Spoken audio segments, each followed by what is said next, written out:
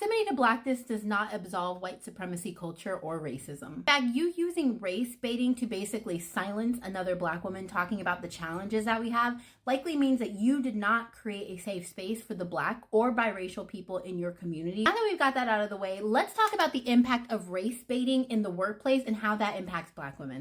Race baiting is known as a verbal attack on an individual based on their race. Race baiting has been used as a way to undermine the advocacy, activism, and political efforts of Black people in a way that disenfranchises them and undermines or delegitimizes their challenges, our challenges.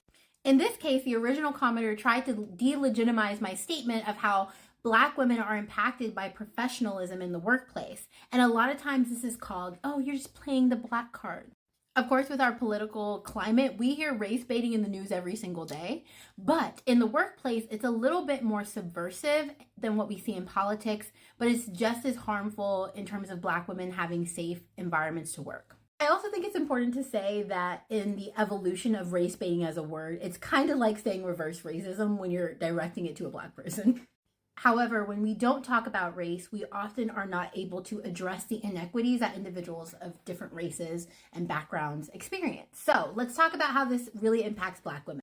The first thing is that a lot of times it's used to undermine or minimize the racist experiences that we have and often kind of silence the feedback that we have about it. And often when this is happening, it ends up that the Black woman is blamed for bringing up race as an issue because people aren't ready to talk about it, and they then blame their personal failings for that issue.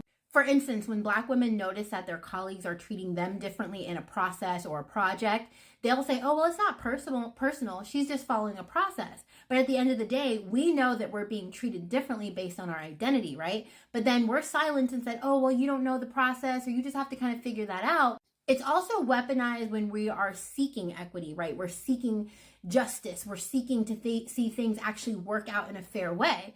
And so, for instance, that happens to us when we see another individual who's less qualified, who's probably palm-colored, essentially receive a promotion that we know we're more qualified for. And they'll give us examples of saying like, oh, well, it's not about race. It's not about, you or anything wrong with you. It's just about cultural fit, right?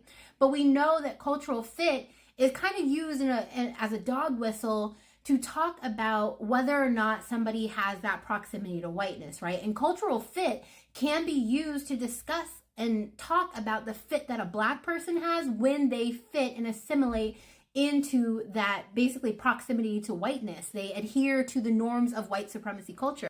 And the last thing is that it stops